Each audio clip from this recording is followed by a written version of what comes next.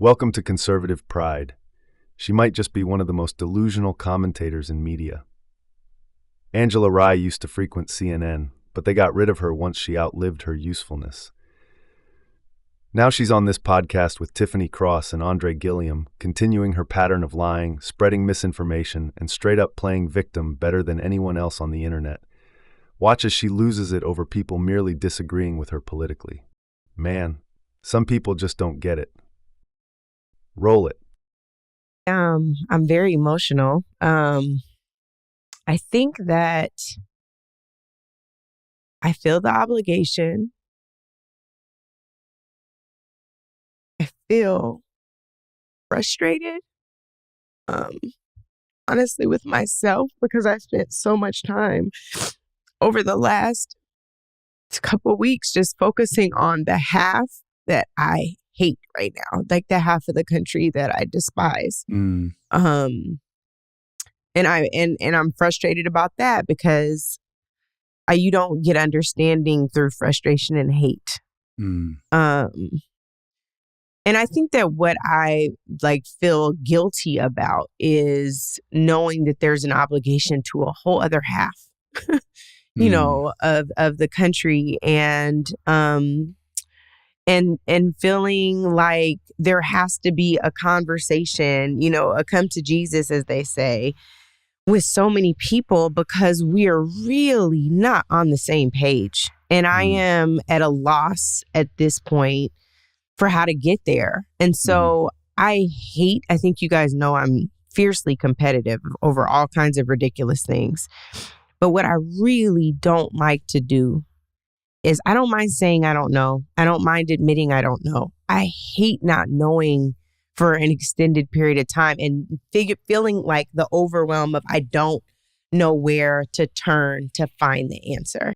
Wow, I can just taste those sweet tears from here. You're only hurt because you lost this election cycle. Not just the presidency, but you also lost Congress seats as well. This wasn't just a landslide victory for Trump, but it was a good old-fashioned ass-kicking for the GOP as a whole. Did you guys catch what she said? She actually mentioned hating half the country. That Miss Rye is why you lost so badly. Instead of gaining an understanding of the voters that disagreed, you concentrated on hate.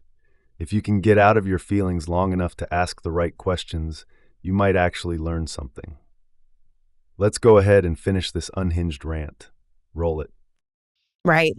I don't even know if at this point people will be honest about their reasons for voting for the other side, if they'll be honest about who they really voted for, because they probably know us or have seen us and wouldn't feel comfortable telling us the truth. So where do you go to solve an I don't know when you're not even confident that people will be honest with you?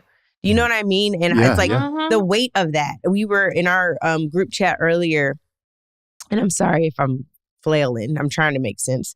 You make sense. We were in our group chat earlier.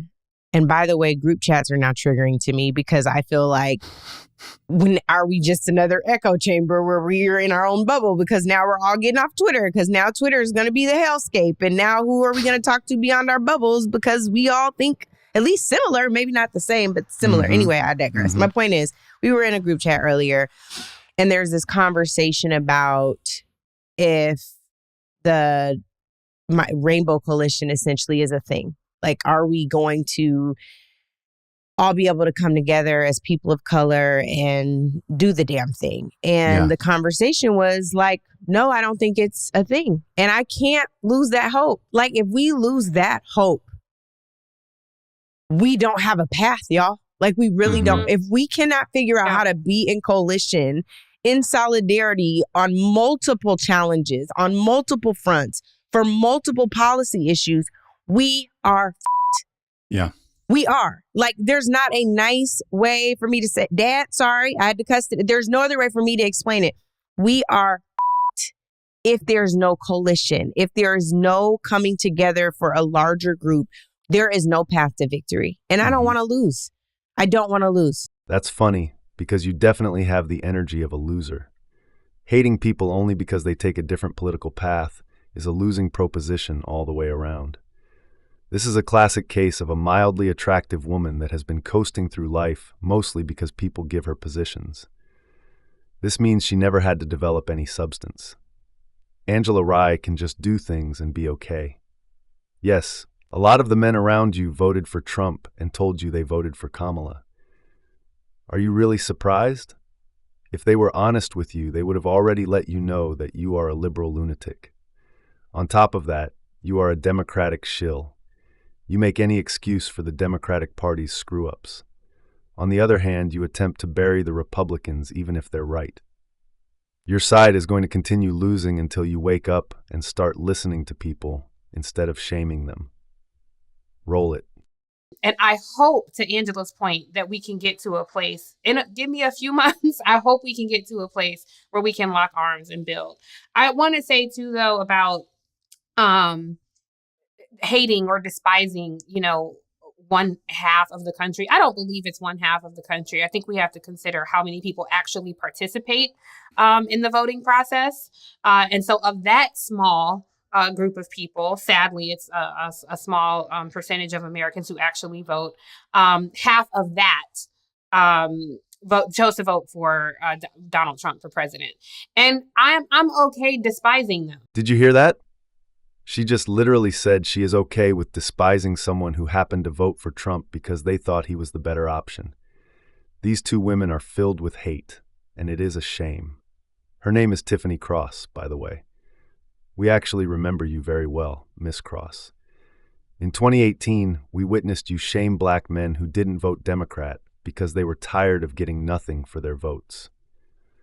Unfortunately, these two women lack self-awareness. You are on the wrong side of history here, but by all means continue this terrible podcast shilling for the Democrats. You're just making my job easy with the foolishness you spew out of your mouths. We'll catch you on the next video, and don't forget to like and subscribe.